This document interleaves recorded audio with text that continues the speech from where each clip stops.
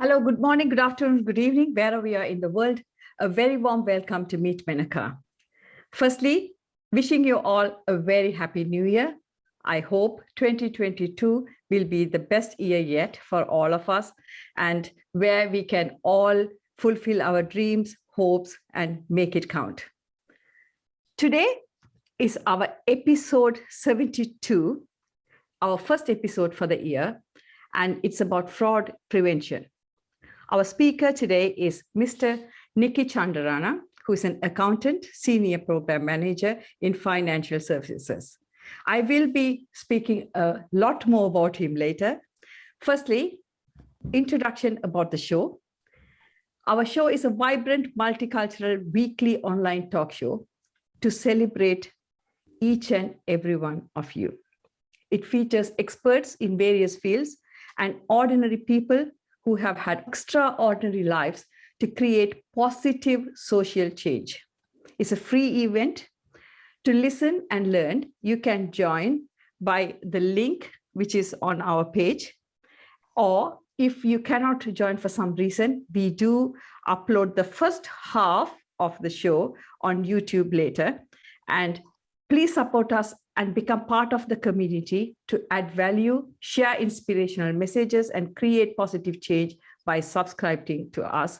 It's called Meet Menaca on the YouTube, and also hit the bell icon if you want to be notified. Now, coming back to the speaker, Nicky Chandarana has a background as a qualified accountant, has a senior project management experience within the financial services industry, with experience leading programs at the heart of fraud, data, technology, and finance.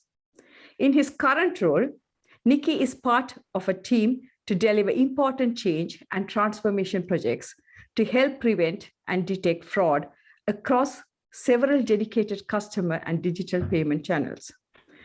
So today we will be discussing what is fraud and why it is important, and in 2022, why we should really know about fraud and how to prevent it.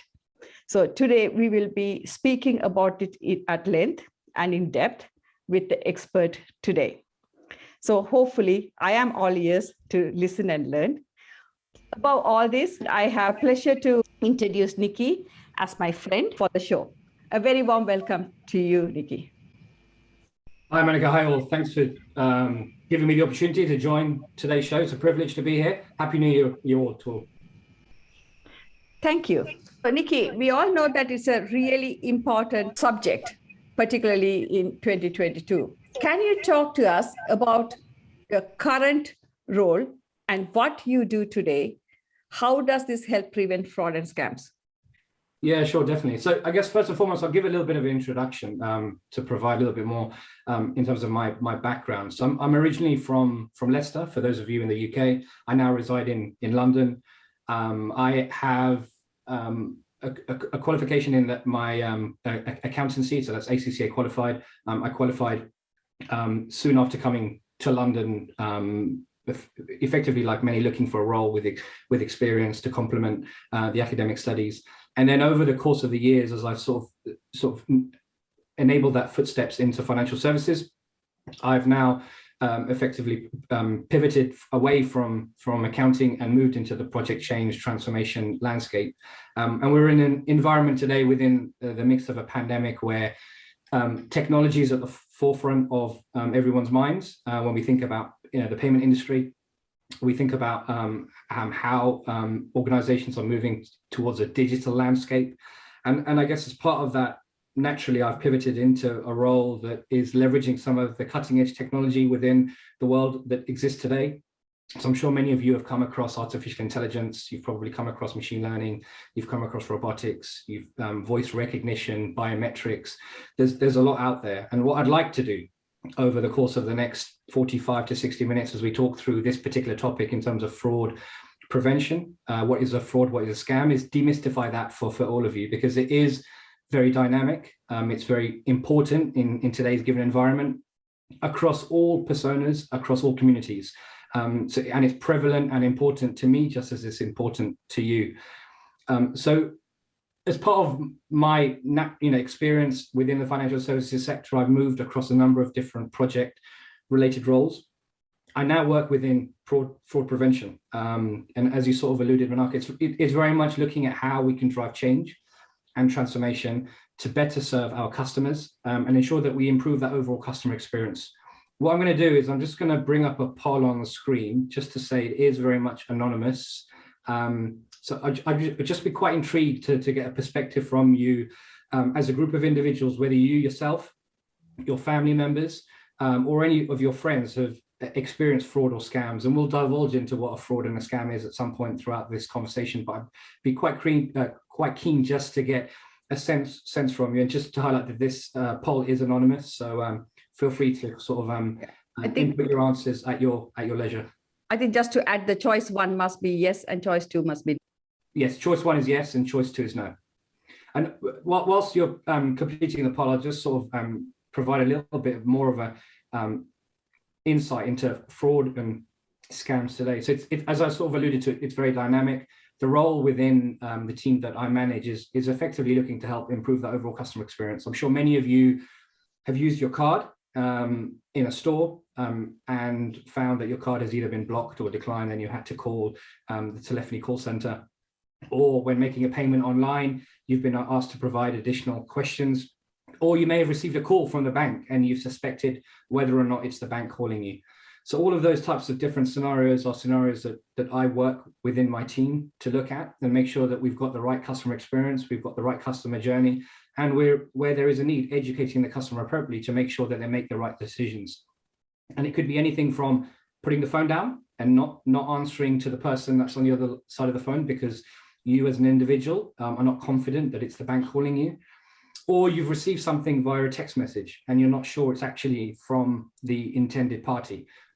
So rather than actually responding back and answering to what's been requested from you, you actually contact your bank and get that and seek that clarity. So I'll pause for a moment because I'm conscious of sort of giving you a lot of information there, but it's more of just to kind of bring to life today's discussion, how important it is and what it means. I can see we've got in responses. So I'm going to end the poll now, and I'm going to share the results.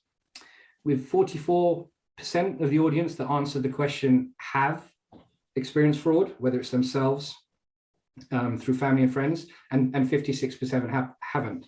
So that's quite an interesting result, Menaca, as you can tell from this audience, at least, that approximately 50% of the group in the last 12 months have experienced fraud. So it is an important topic, and it's one I'd like to talk you through today in terms of what we can do to better prevent fraud, what you can do individually by being vigilant and alert, and also how you can share awareness across your peers, across your friends and family, so that it's something that you don't experience, but if you do, where do you go to and who do you go to for help? Now we know like 50% of our own audience has experienced fraud in some way or the other. So before we go into the nitty-gritty of it, can you just tell us, an expert, fraud means different things to different people, right? So can you tell us what it means to you? Sure. So I'll start with a bit of a legal definition for those of you that are lawyers in the virtual room. So the legal definition is that fraud is effectively intentional deception to secure unfair or unlawful gain, or to deprive a victim of a legal right. And fraud can violate both civil and criminal law. So civil law is effectively where the victim may sue the perpetrator, in this case the fraudster, to avoid the fraud or recover monetary compensation. It can also inflict criminal law, so effectively where a fraud perpetrator may be prosecuted and imprisoned by government authorities. But effectively, what is fraud? Fraud is effectively, the purpose of fraud is effectively monetary gain or other benefit.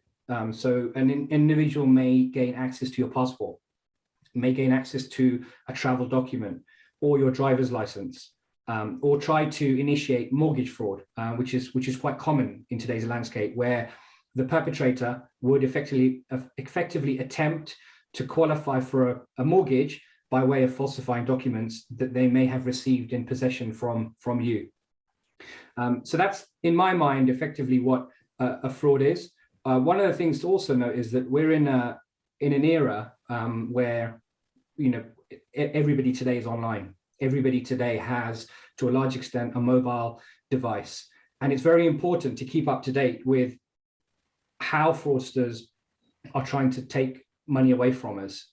You may already know some of the tricks that they use, but the rise of the internet very much means that new ones are being invented all the time. And whether it's driven by a number of different fraud types, which we'll cover off on today's show. So you could have, you may have seen a number of articles that have been recently published over the last 6 months, essentially very much at the heart of the pandemic through romance fraud, banking fraud, identity theft, even individuals just knocking on your door and advising you that they provide gardening or roofing services.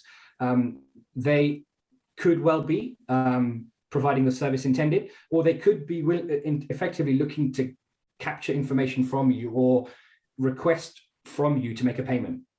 And so what we're going to do is we're going to explore today what all of that means and what you need to be aware of, what will raise alarm bells and what won't. So hopefully that gives you a little bit of a context in terms of what a fraud is. If I just touch on scams briefly, because scams is also very prevalent in today's society. And again, it comes in many forms. But similar concept, it's very much designed to get a hold of your money. So it's very much how somebody is deceiving you through a particular scam. And fraudsters do this by trying to get access to your personal details.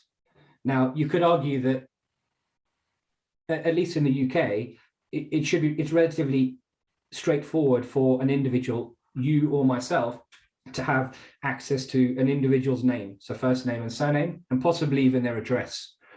What fraudsters need is additional what's called PII, which is personal identified information. So that could be your date of birth, it could be your mother's maiden name, it could be characters in your a password that you have set up, or predominantly it could be your financial details, whether it's your sort code, it's your account number, or it's your credit card number, your debit card number, your the 3 digits on the back of your card. Once that information has been revealed for one reason or one reason or another, there's enough information there for somebody to do something with it. And effectively what a perpetrator is trying to do through all of these types of fraud and scam cases is trying to enable you to reveal as much of that information to them as possible that will enable them to do something with it.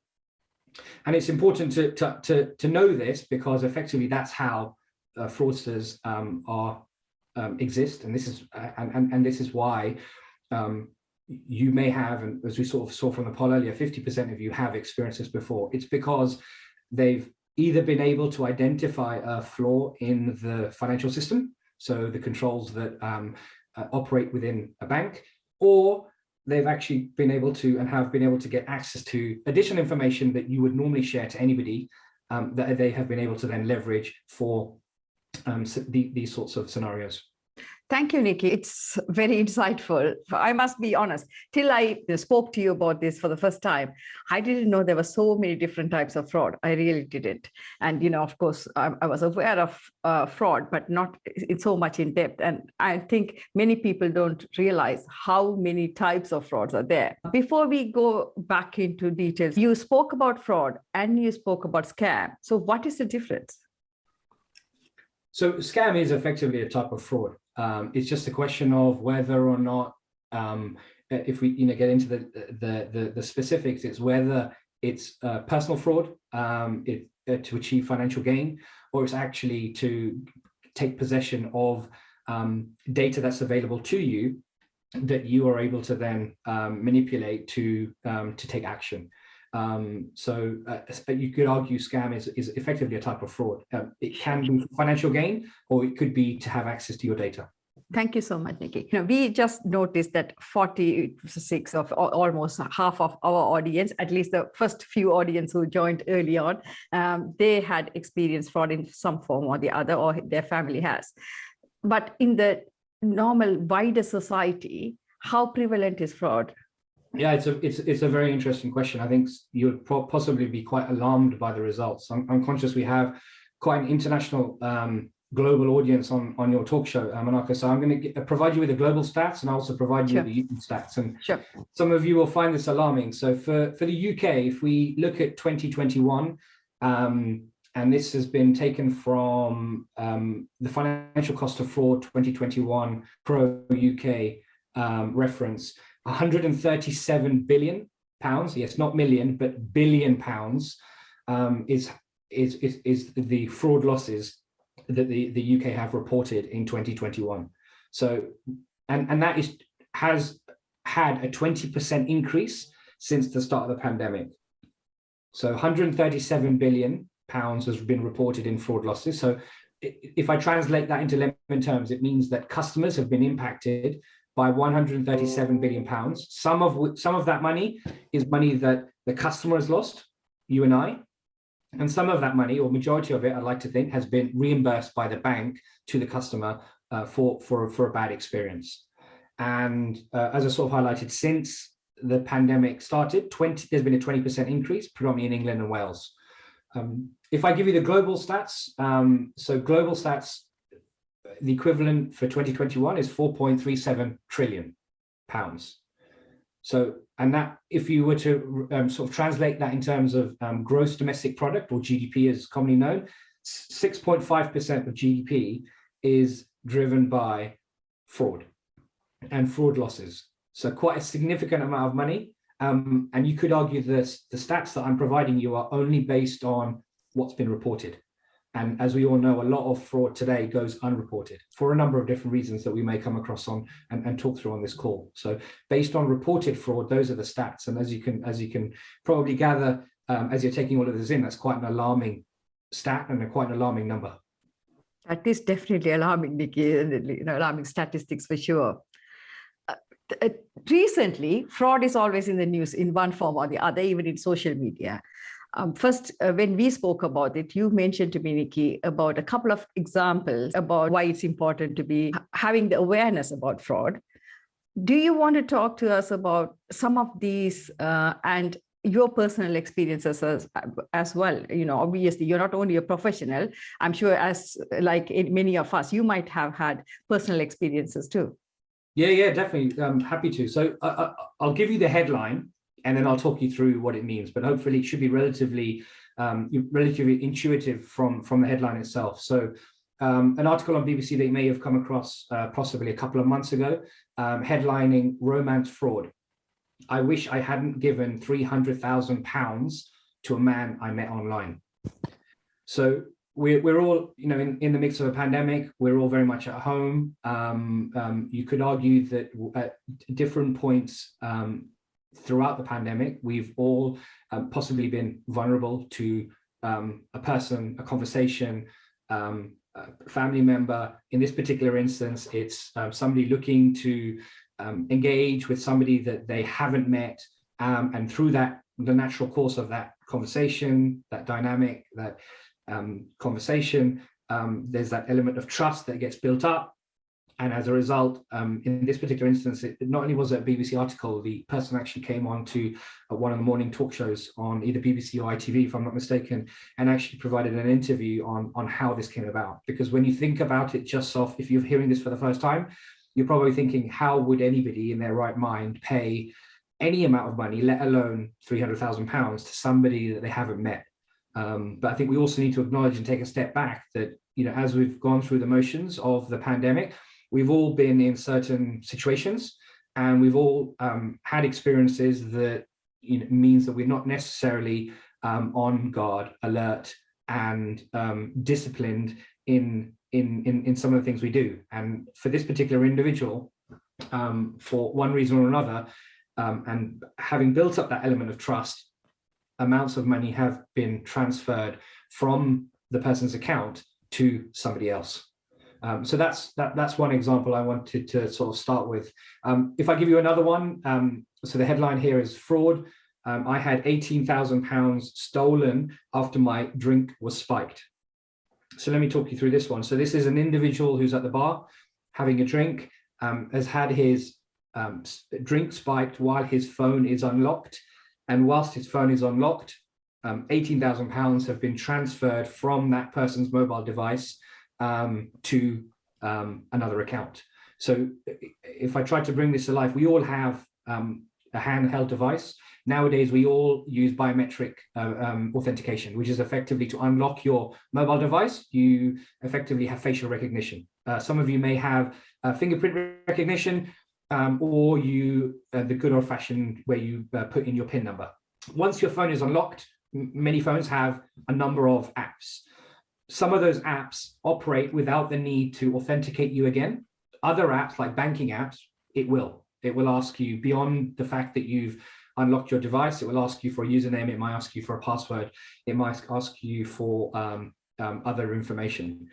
But through that process, whilst this person is under the influence of, not able to know that somebody has taken something away from their possession, have been able to use that time to go into a person's phone. And as you all know, we all have lots of information that is available on our phones today, whether it's in apps or it's in notes or it's emails, have been able to take practically that person's life savings or savings just by having possession of that person's phone. So that's another example. If I give you a few more just to really bring this to life, and I think this should resonate with everybody, is I'm sure a good number of you would have received an email sent to your inbox, or that as you filter your junk mail for messages from the TV licensing, effectively suggesting you need to update your direct debit details, or that your last payment had been declined and that we are looking for more information from you. This is quite a natural one that everyone is seeing today, whether it's TV licensing, it's Amazon, or HMRC is another one. HMRC, especially now with the self-assessment due at the end of this month. That's another pertinent one as well. And the article here is just very much, the headline here is TV licensing issues a new email scam warning with 2 quick ways to check if it's genuine. So we'll come on to some of the preventative measures in a moment, but it's just being conscious that an email may look like it's from the company that we all recognize today, but actually it's not. And until you actually open up the email and you look at the email the address that the email was sent to or from, and you actually look at how the email is presented, how they're addressing you as an individual, it becomes very clear very quickly that actually it's not your TV licensing company, it's not Royal Mail, it's not Amazon. And what those links or those emails are intending to do is they're enticing you to click into the email onto a link that takes you to a fake website, not the actual Royal Mail website or the Amazon website, to request you to provide additional information. Now, you could argue these individuals, they already have your name, and they already have your email address. If you provide any additional information by clicking on that link, you could argue that they have certain personal identifiable information, so PII, that enables them to do something with it, and that's what we want to effectively avoid. Yeah. So those are four examples. Any personal experience, Nicky? Yeah, the personal experience. So I'm sure many of you use social media. So I pretty much have all forms of social media. So a couple of years ago, I came across on Instagram, as you're scrolling, I came across an advertisement for a coffee table. And it wasn't just any coffee table. I sort of alluded to earlier in my background that working very much in technology, it was a coffee table that provided the changes in settings due to ambience, lighting. You could talk to it like you can talk today with Alexa. The coffee table opened up. You could have drinks. It plays music. It had an ice cooler. So very fancy, something that you don't necessarily see when you go into a store by way of a coffee table.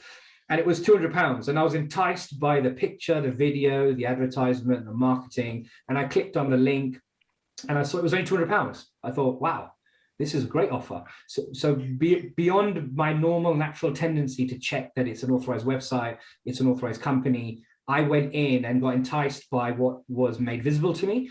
And I made a purchase for £200. And then I waited, as everyone normally would, because it was a coffee table. It was being shipped from abroad. I thought, I'll just forget about it. In a couple of weeks' time, it'll come. I'll get a notification of delivery. And nothing happened. So I then went onto the website, and I went onto the section on the website that looked at delivery options. and it was very vague, ambiguous. There's no real information there. And contact us was just simply name, email address, and we will contact you within 72 hours. That's when it started raising alarm bells. Actually, is this actually an authenticated original website? I then looked up the company. Company didn't exist. I then first thing I did was I realized that this is not correct. So I contacted my bank, and it was my bank that informed me that it's something that they recognize and is effectively a scam. At the time of calling the bank, within a couple of days, I received something through the post. Now, what a fraudster, and I didn't know this at the time, but I know now that what a fraudster or perpetrator needs to do is provide receipt that you've made a payment, and they receipt it. And by receipt it, they have to evidence that they've sent you something. So I received this little parcel in the post with my address, with an address on the back. So I reside in Northwest London, and on the back it had the address of the head office. But that was not the head office of that particular company, which was also alarming. Within the envelope was a headband. And then I was able to link the two together. So what purchase I made on Instagram against receipt of a headband. And effectively it was a scam. I was scammed. £200 was taken on my account because I paid for it with a debit card immediately. But thankfully, because I raised it with the fraud department with my bank, not only did I get the money reimbursed, I also then go through natural protocol, which is to cancel your card and get the card reissued. So it was a personal experience. And from my perspective, in terms of how I felt, at the time, I thought I was purchasing something which nobody else had, and it was going to be great to be able to show it off. But then over the course of the 2 weeks, it became clear that actually I had been scammed.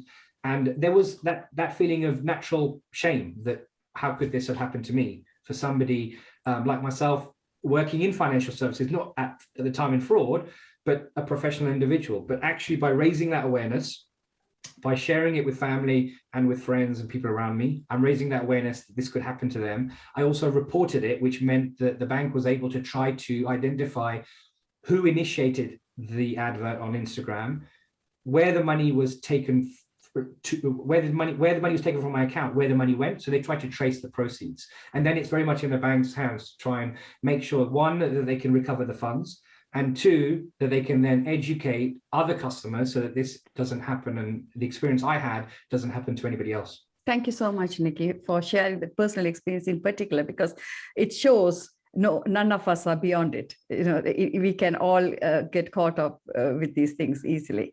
Thank you so much for that. We have spoken about scams and frauds and what can happen and common scam times. I think you did go into it a bit, I think. Do you want to elaborate it, or you think it's kind of wraps it up really? That much is sufficient for a common person? I think I'll actually sort of expand a little bit further, if I may. So I'll provide two scam types that hopefully will resonate with everyone, and it will hopefully just provide that additional confidence in some of the topics that we discussed. So one of the types of scams is something called phishing. The spelling is actually with a PH, so it's a silent P. And this is effectively an email scam that we sort of alluded to earlier. So as I sort of alluded, it appears that the message is coming from a legitimate source. So your TV licensing company, Menaca, you highlighted HMRC, Amazon, Apple, PayPal, any of those sorts of providers. And as I sort of alluded to, it's enticing you to click on a link within the email and provide more information. But in reality, these links, all they're aiding is clicking on a website that actually isn't the company's website. To provide that information. And another example would be that there wouldn't be a link, there would be an email attachment. And you'd be enticed to open up the email attachment. And what that email attachment will do is it will actually open up a computer virus on your machine. So in terms of how you can spot these types of emails, is one preventative measure would be to look at the person that's emailed you. So normally when you receive an email from a TV licensing company, it would be tvlicensing@something.com. But when you actually click into the email address, you might find the email address is like 150, 200 plus characters. And it's not actually coming from the TV licensing company themselves. Another preventative measure is how they address you. So they may address you as dear sir or madam, whereas how they should really be addressing you is dear Menaca, dear Nicky. So they know who is the intended person that you're speaking to. You can also hopefully get a sense from the way the email is presented, whether it's the logo, whether it's the language that they use. But irrespective of how the email is presented, or whether or not you're confident that it is in fact your TV licensing company or HMRC contacting you, the best thing you can do is just close the email. Don't click on a link, don't open the attachment, and actually go onto the website. We all, use the internet today. Just go onto the website and log into your account from the official website. And there should be a notification for you waiting as a customer on whether or not information is needed or not. So the learning here is, as much as possible, if you see an email filtered by your email service provider into your junk mail, to a large extent, it possibly is junk mail, and that should alert you in itself. Actually, it should alert you to say, actually, rather than clicking on a link within the email, just go onto the official website and find out if, in fact, they are looking for additional information from you. So that's one I wanted to cover. The other one is something called Vishing. So this is with a V now, so VISH. And this is where you receive a phone call. So this is the most, probably I would say, the most common type of experience that you hopefully will resonate with you. So you receive a phone call and it comes up on a withheld number, or you receive a phone call and it comes up on an 0800 or an 0300 number, and you actually recognize the number as it's your bank calling you. But don't be conscious that actually what a fraudster can do is they can, what's a term called spoofing, is they can spoof the number as if it's the number of your bank. Now, let's say you get the phone call and without actually confirming your name, your address, or any information that they possibly will have available to them, they will ask you, for security purposes, before we start the call is being recorded, please can you provide your first and third letters of your mother's maiden name over your password. That's when you know that something's not quite right, because no bank should be asking you for any of that information when they call you. If in fact they should be calling you and confirming with you what details they have available to you. So again, if you're feeling unsure and you're uncertain, it's better to give less information than to give more. One of the projects that I worked on, and I possibly should have shared at the start, in terms of my, as a sort of a disclaimer, all opinions I share are very much my own, but within the financial services industry and within NatWest, we worked and partnered with Stop Scams UK and a number of other banks, where we initiated a process which is effectively, if you receive a phone call like I just sort of articulated, let the individual know that you're going to put the phone down and you're going to dial 159. So 159 is a new number that's available to everybody in the UK. And what it does is it connects you directly through self-serve. So by identifying which bank you bank with, it will take you directly to their fraud department. And that then gives you the confidence that you are speaking to the bank that was intended calling you, or actually was not then calling you, if that makes sense. So one of the learnings I probably want you all to take away today is that if you ever in 2022 experience an instance where you've had somebody from a bank calling you, asking you for information, or telling you about something and you don't feel confident, don't be obliged. Just simply tell that individual that you don't feel comfortable talking or providing any information. You're going to put the phone down and you're going to dial 159. That 159 will take you to an automated self-serve option. So if Barclays, for example, will be 1, NatWest will be 2, you click the option that applies to you, and then that call will be routed directly to your bank. And then you can have the confidence that you are talking to the bank in question. Thank you so much, Nicky. So I guess these are the simple rules to follow to prevent fraud. Am I right? Very much so. You could argue it's just being alert, it's being vigilant. It's not necessarily the pretense of seeing an email or a fancy advertisement or marketing on social media. It's just doing the basic things that come naturally to us, but sometimes don't for one reason or another. And it's making sure that we're disciplined in that way, and we're patient. I think that's probably a good word as well, is that we're patient. If that offer is there for that product or service, or if the bank is in fact calling us, then let's just take a few moments to make sure that before we engage in conversation, that we are talking to the bank. Thank you so much, Nicky. I'm going to get into something which I'm sure many of you can relate to, and I'm sure Nicky can, give the expert advice. Password security is become very common, and it is key in the today's digital environment. In online banking, even not only us, our parents' generation is also using online banking now with passwords. So, what more can we do to protect ourselves with passwords we keep and maintain, because of course that is a problem on its own? Yeah, it's an interesting topic, and it's one we naturally forget about. So I think if I was to ask you to all like sort of raise a virtual hand between us, we or individually, we probably have created a username and password for between 30, 40, 50, maybe more different organizations, companies, retailers, email service providers, social media accounts, and if you all had your arms raised, I suspect you'd keep your arm raised when I ask the question, how many of you have got the same email address and password for all of those? And I'm sure many of you would still keep your hand held up. So that in itself is probably the first thing to do. And I think I am, say possibly slightly a hypocrite, because for me as well, it's the same. There are probably, it's just easier, right? It's simple, it's effective. I'd use the same email address and the same password for all of these organizations. But as you've probably seen in the news, some of these organizations, if they have a data breach, so by data breach, it means that their username and passwords have been leaked or have been made available to third parties. That third party then has not only your email address and password for that organization, they can actually then try, the first thing they'll probably do is they'll try that username and password on Amazon, because many of us today have an Amazon account. Many of us today order from Amazon, and that's probably the best place for an individual to start. So I think the first learning from this is, beyond creating a password that is effectively referred to as a strong password, so it contains both letters, numbers, special characters, you also create different passwords for different retailers or for different logins. So you can then argue, Nicky, that's quite difficult to do. If I have login details for 50 different providers, how am I expected to remember all of these passwords? Majority of handheld devices have something called a password manager.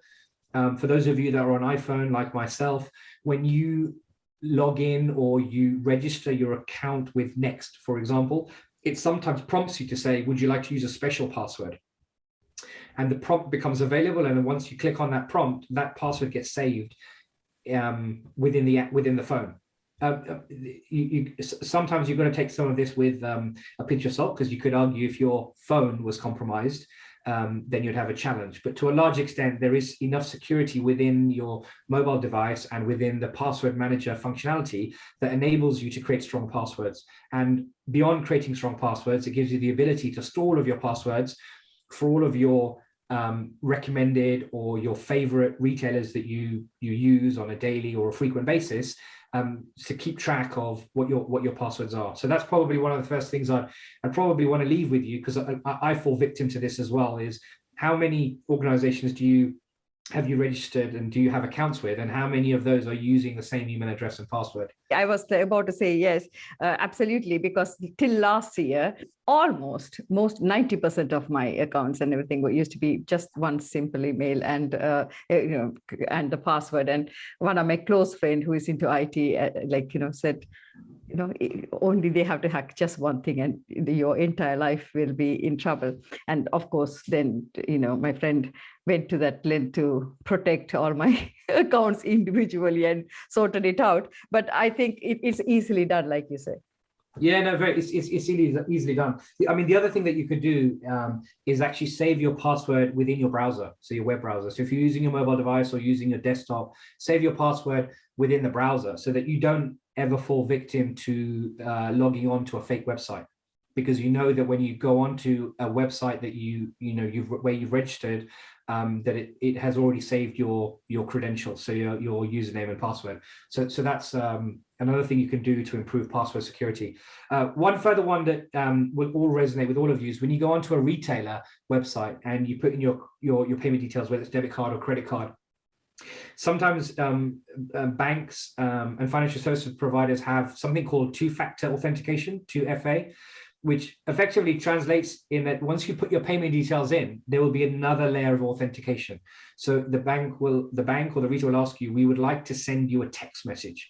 And in that text message, we will provide you with what's called a one-time passcode, 6-digit numeric number, OTP.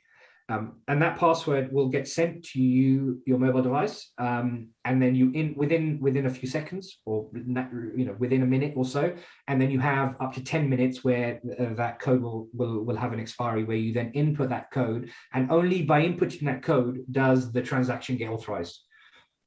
So one of the things you might want to do is check with some of the retailers and providers that you use that those organizations are using that additional two-factor authentication.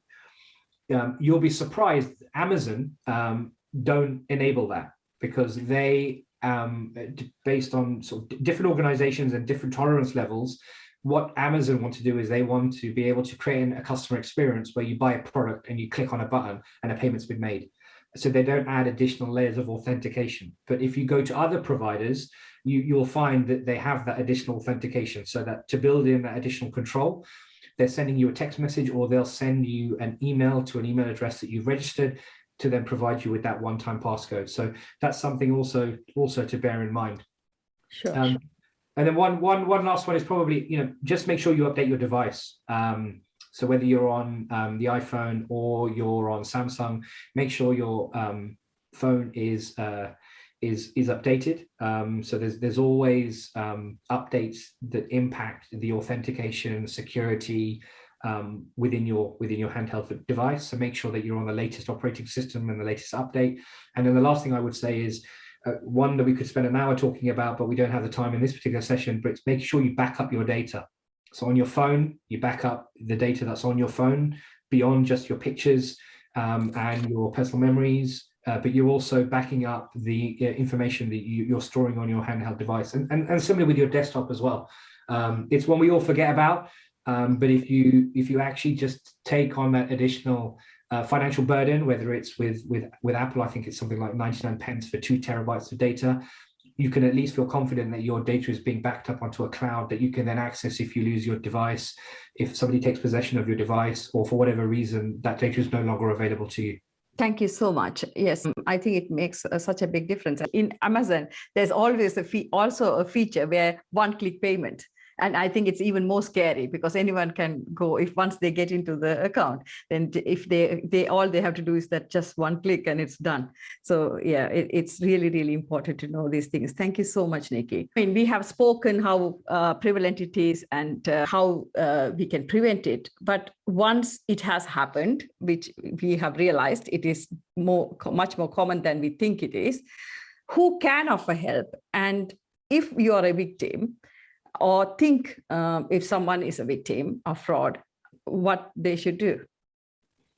Yes, I mean, if you have experienced fraud, one thing is just to take a moment and reflect. These things do happen. It can happen in today's given environment. Yes, majority of institutions are moving towards sort of a digital landscape, but there are always opportunities for perpetrators to intercept transactions or to take possession of your data and then make a payment unwillingly from your account, from the money that you have.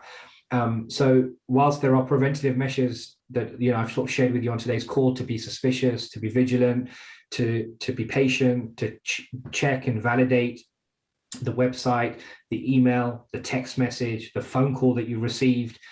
Naturally, as it did with my personal experience, sometimes that can go afray, and you could find yourself either experiencing fraud willingly or unwillingly. So willingly means you know it's happened because you inadvertently provided information that you shouldn't have, but it can also happen unwillingly. So with you check your bank account and you see a payment that's suspicious that you don't recognize, and somebody has made a payment without you even knowing. So that's effectively unwillingly. So what should you do? So where you've uncovered that, there are a number of steps you can take. You can call number 101, which takes you directly to the Metropolitan Police, and you can report it. You can call your bank. So calling your bank, you can either call your bank through the number that you would normally call, or you can dial 159, as I sort of alluded to earlier. And finally, you can contact Action Fraud. So the number for Action Fraud, if you're in the UK, is an 0300 number. So it's 0300 123 2040. But if you Google Action Fraud on Google, it will directly take you to that page and you'll be able to contact them. So those are the three that come to mind: the police, your bank, and Action Fraud. But what I probably also want to add is that you share this, your experience has happened, with those around you, especially, you know, in today's environment, you know, where we are still very much in the midst of a pandemic. Don't feel that you can't share this with those around you, whether it's immediate family members, it's your friends, it's your work colleagues, because you'll find it's only when you share it is there the confidence for the person you're sharing it with to actually tell you that it's an experience that resonates with them. And what we want to do, you know, through today's talk show, and more so in 2022, is raising awareness, because as we raise awareness and we report it, we're effectively taking back that action against those that are trying to, you know, take something away from us. And we're putting that information in the organization's hands that are able and empowered, like I am through the organization that I work and the team that I work in, to make a difference, to improve that overall control, that customer journey, that experience for those around us. So those are the steps that I would take. I'll just repeat those. I think they've just been posted on the chat window. First and foremost is don't feel afraid to contact the police. So the number for that is 101. So that's Metropolitan Police. The second is either contact your bank directly, or now you can just simply dial 159, and that will take you to your intended bank. And the third is Action Fraud. And I probably should highlight at the front, at the top of the call, that fraud is a crime. So I mentioned it's civil and criminal. And so if it's an experience that you have, please share it, because there are possibly others that have the same experience like you, or haven't, and you want to prevent them from experiencing what you have. Thank you so much, Nicky. I think one message, if it has come through for me to remember, is when you are reporting fraud, I don't know, some of you might have read my book, and you know, I am the last person to report as well sometimes. But not only you're helping yourself, but you're helping other people to prevent fraud in the future for your family, your friends, and you know, to the wider society. So that is one message I'm definitely going to be taking home today, and it's how important it is, because we just sometimes think, oh, okay, you know, if it's not a sometimes significant, sometimes not so significant amount of money, and we don't share it with other people, and it can lead to somebody else being gullible for the same reason. So I think that is something I'm going to take on board for sure. Thank you so much, Nicky. I have learned a lot today about fraud and how to prevent fraud and what are the types of fraud. And the first time when I spoke to you, I was like almost like speechless to hear there were so many different types. I didn't even know there were so many different types of fraud. So thank you so much. I'm sure a lot of people have taken a lot, and it's always a good sign. If you started speaking 10 minutes or 7 minutes into yours starting to speak, I started getting the questions. It's always a good sign. I'm just going to ask one last question from you before we come off Facebook, is what has been your experience of the show, and what do you like the most? Because I know you have been attending the show for a while now.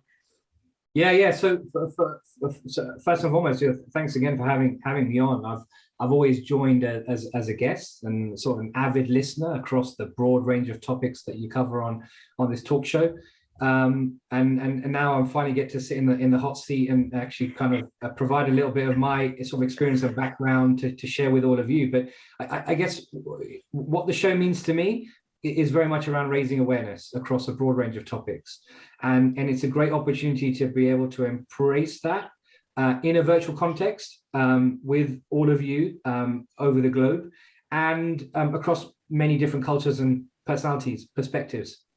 I'm actually pursuing an executive MBA at the moment, and one of the greatest things I've got from the MBA is very similar to a talk show like today, which is that you get the perspective of everybody and individuals across those different cultures and communities. And there's no right depending on the topic of discussion, there's never a right or wrong answer. It's just a different perspective on how you approach and you perceive something. I've also found this time works for me on a Sunday, so it's a time to reflect on what you achieved during the week and what you're setting yourself up for the following week. And I think we've all fallen sort of victim in terms of sometimes looking for motivation or inspiration. The show, for me at least, provides that impetus and reinforces that sense of well-being. One of the things that I try to refer to and I try to get comfortable with is the art of feeling comfortable about being uncomfortable. And sometimes coming on this show just highlights to you that actually you're not alone. There are others on the call that they're going through similar challenges, whether it's finding that level of motivation, that initial sprint of energy to do something and make a difference. So I find merit in that. And then I think finally, I think it's great to be on because I think everybody shares great content, feedback, experiences. A lot of time and effort I know goes into putting this show together to provide engaging content, should I say.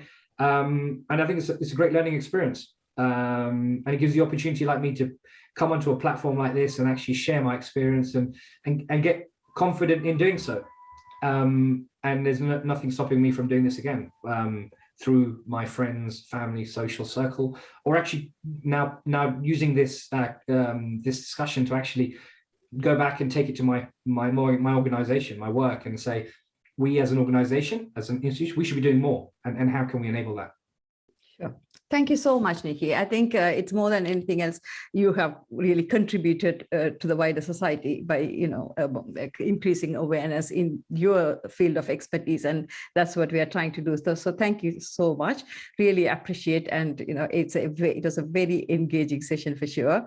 And of course, we will be coming back to questions from the audience. I have plenty. So, be ready to be answering all those questions.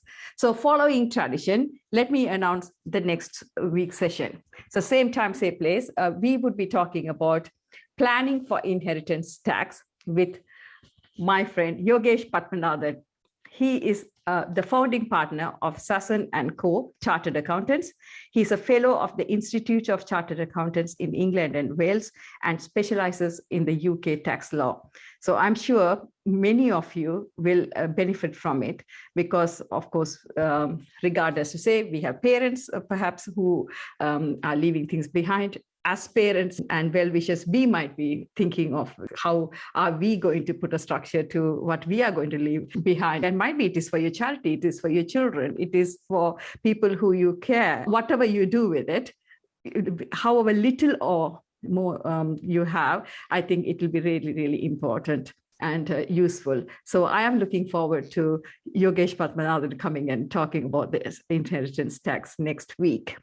Now, over to Suja Correa to give the vote of thanks.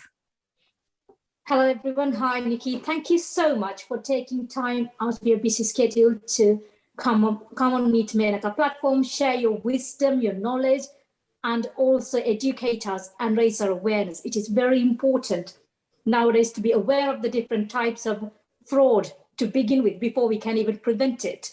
And you did that so well. You gave us so many examples, made us realize where we go wrong in our everyday life, and then gave us ideas about how we can tackle it, which is very, very great. And we are very grateful for that, very informative and very practical as well. That is why today's show is very useful to everyone. You didn't use many jargon terms or things that people are not going to understand. You used everyday tale and you gave example of everyday life, which helped us actually understand. I mean, I have to go through my phone and do a lot of changes today. That's the starting point. So all these days, I thought I was being very careful, nowhere near it. So thank you so much. You've been so brilliant. I think the expert part of it, you are an expert, but you're an expert in bringing it to every single person rather than talking to another expert. That was very clear today, and it made every sense. And we were able to understand. To be honest, never do this. I've taken notes of everything, what I can and can't do, or what I should and shouldn't do. So thank you very much, Nicky. Brilliant speaking. We are so grateful for joining us at Meet Menaca today. and hope to have you along with our journey in the future as well. Thank you very much. Thank you. Thank you, Suja. Thank you, Nicky. And a special thanks for Nicky, because he was celebrating his son's birthday today afternoon, and he still made time to come and join as a speaker, because it was a commitment he made without realizing it was a day where he was celebrating. But that shows the commitment and how committed someone is. So thank you so much, Nicky. A huge thank you from all of us, really. Thank you so much. So for people who are listening to us on Facebook, it is almost that time of the day to say goodbye.